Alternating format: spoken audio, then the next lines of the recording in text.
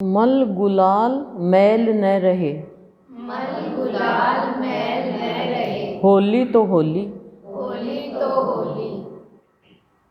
छोटी सी अमृत वाणी है सदगुरुदेव की, लेकिन पूरी जीवन का सार है कि ये प्राणी तू उपटन मलता है शरीर के ऊपर कि मैल उतर जाए, मैं सुंदर सुंदर हो जाऊं, लेकिन अब तुझे कौन सी गुलाल, भाव की और प्यार की गुलाल मलनी है ताकि तेरे मन का मैल दूर हो जाए। बाहर के मैल के लिए तो उपटन लगा लेंगे, साबुन लगा लेंगे और कोई लोशन लगा लेंगे और बहुत चीज़ आती है कि चाम को तो चमका लेंगे, चमड़ी को तो, लेकिन मन का मैल, बुद्धि का मैल, चित्त का मैल, विचारों का मैल, भावनाओं का मैल, संस्कारों का मैल, ये मैल कैसे दूर होगा? जब तक ये मैल दूर नहीं होगा तब तक हम इन्हीं कर्म कांडों में फंसे रहेंगे। कभी कौवा बनेंगे तो श्राद्धों में रख देंगे, वो कभी कभी बहुत बड़ा महत्व बताएंगे। कभी चील बनेंगे तो अधिक मास का महीना आएगा तो चील चील चिलोले, दही को बड़ोले, खाली। और उसके बाद में चील को कोई मतलब, चील से कोई मतलब नहीं है मनुष्य को। 16 दिन गाय को भी ढूंढते हैं, कितनी कितनी दूर चले जाते हैं, और नहीं घर के आगे भी गाय आती है तो कहते हैं निकाल गोबर करेगी। तो भगवान ने तो सबकी मान्यता करवाई है। हम मछली को इतना गंदा कहते हैं कि मछली में बदबू आती है, मछली लोग खाते भी हैं, लेकिन भगवान ने मत्स्य अवतार लिया और प्रलय से बचाया। एक एक जोड़ा सबने, मनु को पहले कह दिया था, मनु और शत्रुपा को, कि मेरे वो मछली के जो होता ना सिंह, उस पर बांध देना तुम्हारी शिप और मैं ले जाऊंगा। फिर ऊपर पहाड़ पे लेके गए, तो एक एक जोड़ा सबका रख लिया, पेड़ पौधे रख लिए कि दोबारा सृष्टि का सृजन करना है।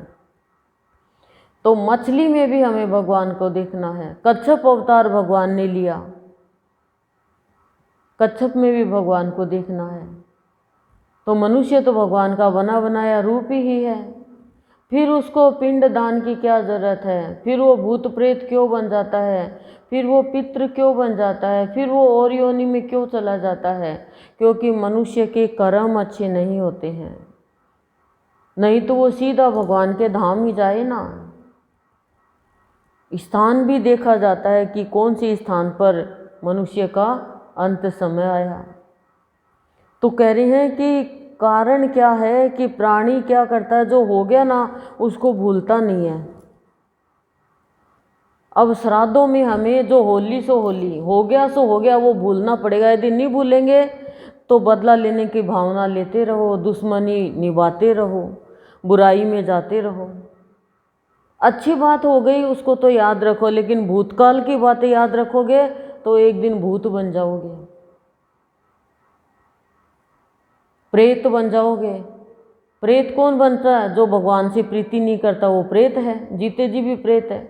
और जो खाली भूतकाल को याद करता है, रोता है, दुखी होता है, इसने मेरे को परेशान किया, इसने मेरे को दुखी किया, इसने मेरे को ये शब्द बोले, अब मैं कैसे बदला लूँ, कैसे उसका बुरा करूँ, बस यही चलता रहता चिंतन मनन हमारे जीवन में।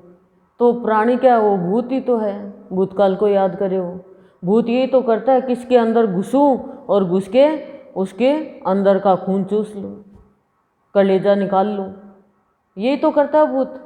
तो ये चीज़ें क्यों याद करते?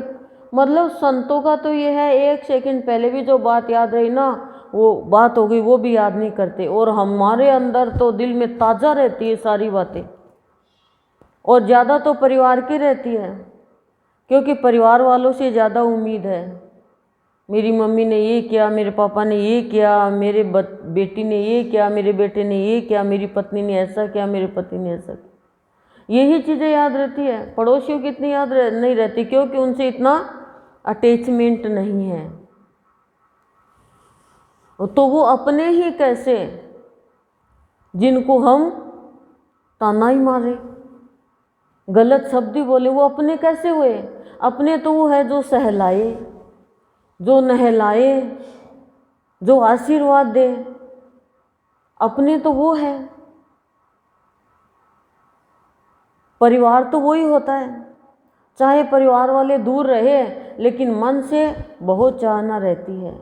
ये कोई हम लेन देन करते हैं, इसमें कोई परिवार में प्यार थोड़ी बढ़ता है। प्यार तो दिल से होता है, और दिल से प्यार किसका होता है? जिसका दिल साफ होगा। दिल साफ किसका होगा? जिसके मन में लोभ नहीं होगा, जिसके मन में ईर्ष्या नहीं होगी, जिसके मन में तेरी मेरी नहीं होगी। कितना हम परिवार में भी हमने कई घरों में देखा, भेदभाव करते हैं, बेटे में और बेटी में भी। बेटे को तो पढ़ाते हैं, लिखाते हैं, घर पे भी आता है तो बेटी की कोई वो नहीं है, तू पानी ला के दे भाई को, तू ये कर दे भाई को, तू वो कर दे भाई को। आजकल इतना नहीं है। तो ये क्या, ये मन का ही तो मैल है। आजकल तो ये सारा ही उठ गया। मतलब पुरुषों को तो वैल्यू देना और स्त्री जाति को वैल्यू नहीं देना, ये था। क्यों? क्योंकि घर का ही काम करना। अब स्त्री भी नौकरी करने लग गई, लेकिन जिसका जो विभाग काम का है वो तो चाहे कुछ भी करो, वो तो निभाना ही चाहिए, चाहे स्त्री हो और चाहे पुरुष हो, वो तो निभाना ही चाहिए, चाहे बहू हो और चाहे सास हो।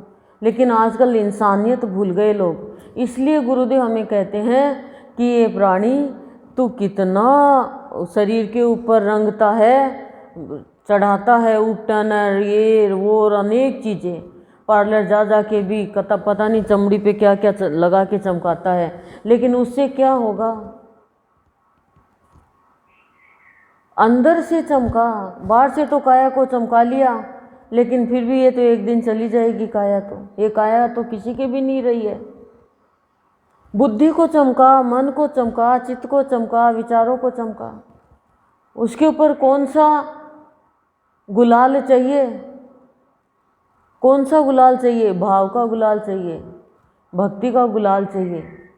होली पे जैसे गुलाल फेंकते हैं, कोई खुशी होती तो गुलाल फेंकते हैं, तो कह रहे हैं वो गुलाल से तू तेरे पूरे भीतरी वातावरण को शुद्ध कर ले, भाव प्यार के गुलाल से।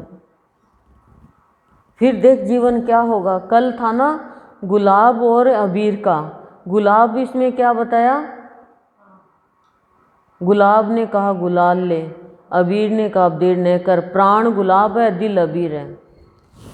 कि प्राण रूपी गुलाब के पहले प्राण रूपी गुलाब से गुलाल बना, और फिर तू साफ कर अंदर से उस गुलाल से। फिर देख तू भूल जाएगा, जो हो गया सो हो गया, और तेरे जीवन में आनंद आएगा, शांति आएगी, प्यार आएगा।